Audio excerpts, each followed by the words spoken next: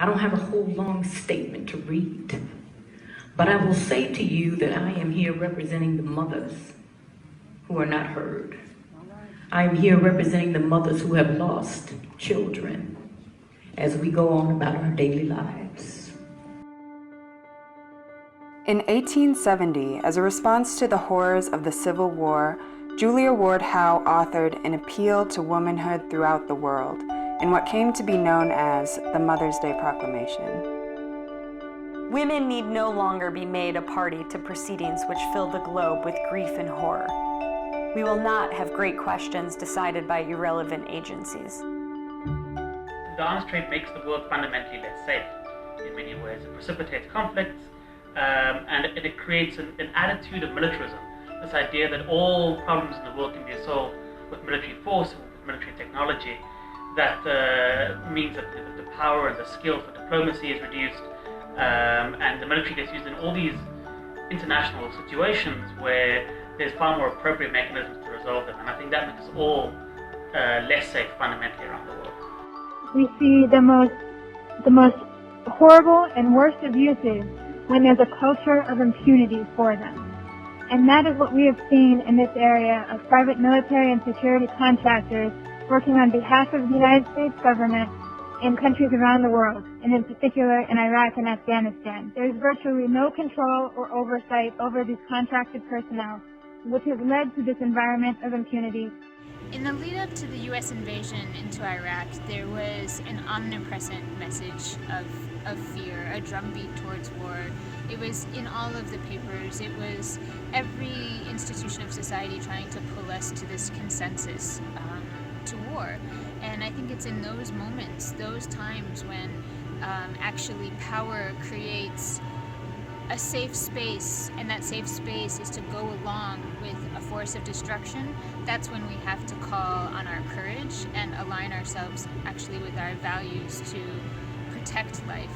And in the spirit of Mother's Day, to align ourselves actually with the anti-war sentiment rather than to go with the flow of violence in a war economy. The trade is now impacting on police, so that its domestic dimension in the United States is the militarization of the policing process. And watching that film and watching the treatment of quite legitimate protests in the US being put down with the most extraordinary violence by police not only gave me a sense of how those political and economic structures are being recreated now domestically in policing, but also the gender and masculinity issues that are so caught up in the sort of nature of militarism that exists in countries like the US and many other Western countries. I heard about Trayvon. I heard about all of the shootings, all of the deaths in custody, and it did not bother me until it hit my door. I was walking dead just like you,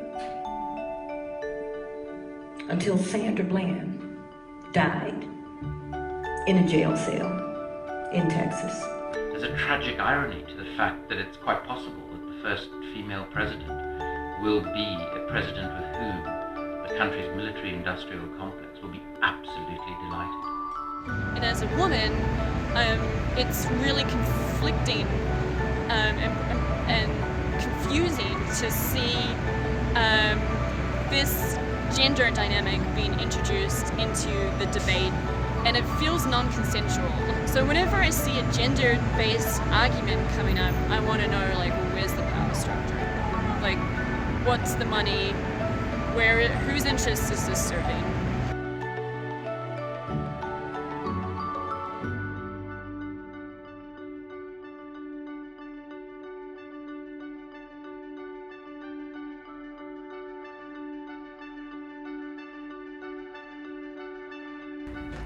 Instead of blocking efforts to control the huge amounts of money given political candidates by the rich and the powerful, I would provide certain limits on such amounts and encourage all the people of this nation to contribute small sums to the candidates of their choice.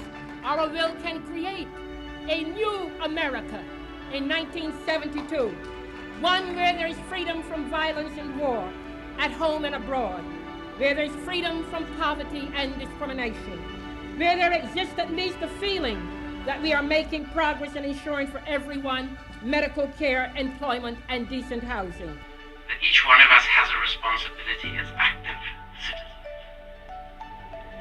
Before we vote, if we don't like the fact that a significant percentage of our tax dollars are being spent on war crimes in Yemen as we sit here, by Saudi Arabia, which is the biggest buyer of weaponry in the world today, with the United States as the biggest supplier of those weapons. Think about that before you decide who to vote for. Movements move. Activists activate. We have got to stop talking and move. So I will leave you with, it is time to wake up, get up, step up, or shut up.